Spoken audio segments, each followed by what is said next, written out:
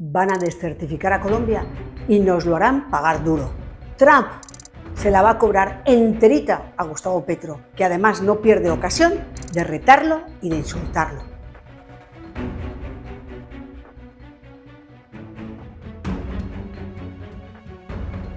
Y si la administración republicana no nos castiga con más contundencia, será por la labor que hacen tras bambalinas Álvaro Uribe y otros uribistas, así como líderes empresariales y los 2 alcaldes que fueron a Washington pese a la oposición del gobierno. Decepcionante que a Galán, Domecq y Char los asustara la rabieta de Petro y se bajaran del bus, porque habrían sido 5 voces potentes hablando por el bien del país en lugar de solo 2. Dice Laura Sarabia, que es como una vocera informal de Petro, que la desertificación será el fracaso de Colombia, no de su jefe. Pues más bien será el fracaso de ella y de los más de 60 ministros que ha tenido el presidente, incluidos varios santistas.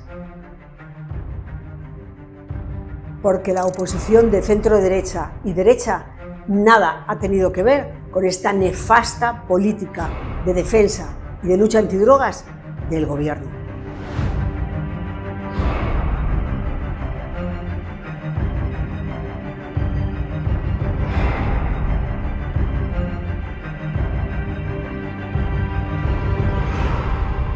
¿Creía Petro que su súbita bajada de pantalones engañaría a Trump al proponer retomar la aspersión aérea con glifosato?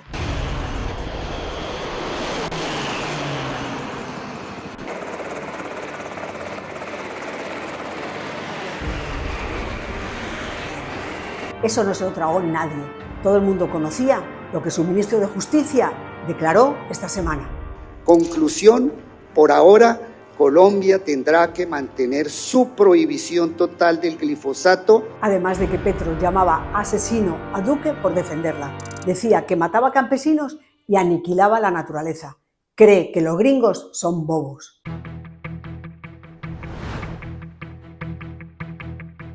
Y es indigno que Laura Sarabia, como hace su jefe, presente a los policías y militares muertos como la contribución sacrificada de Colombia en la lucha contra el narco.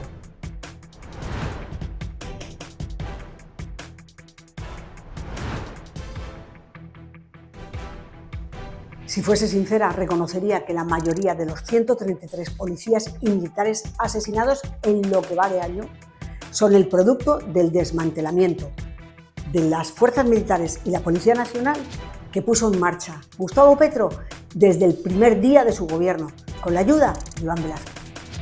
Y por su caótica, irresponsable, falaz y fracasada política de paz total. También pensarán que Washington no conoce que los cultivos de coca aumentaron por el crecimiento de las bandas criminales y porque no erradican ni ofrecen programas viables de sustitución de cultivos.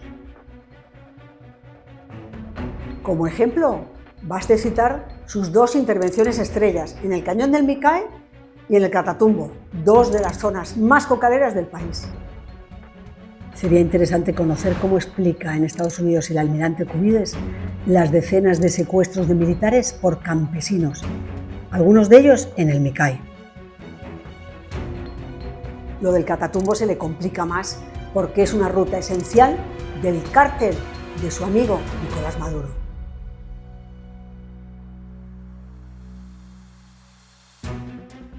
Petro lo visitó al inicio de su gobierno. Prometió la luna. ¿Resultado? Desde enero de este año, 79.000 desplazados, 158 homicidios de civiles, el ELN más fuerte que nunca y la coca igual que siempre. Por si faltara algo, Petro se niega a reconocer al cártel de los soles, solo para proteger al capo di capi Nicolás Maduro. Y encima pretende que el ejército colombiano coordine las acciones militares en la frontera con el otro capo, General Padrino. Y mientras en Manaos volvió a criticar el despliegue naval ordenado por la Casa Blanca. Tenemos que hablar de la invasión posible a Venezuela con la que amenazan. Pueden ser palabras, ojalá. Colombia no prestará su territorio para ninguna invasión de un país vecino ni ninguno de sus hombres, a menos que sea apátrida y genocida.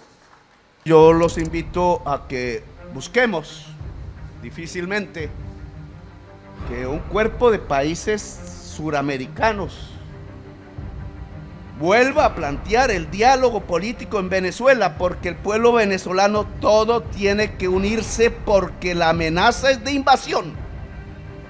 Y si es una invasión extranjera en América del Sur, nadie que sea de América del Sur debe apoyar. Creo que Petro, en el fondo, está deseando que descertifiquen a Colombia para tener una excusa de sus infinitas incapacidades. Nada mejor que un enemigo externo a quien echarle la culpa de su pésimo gobierno.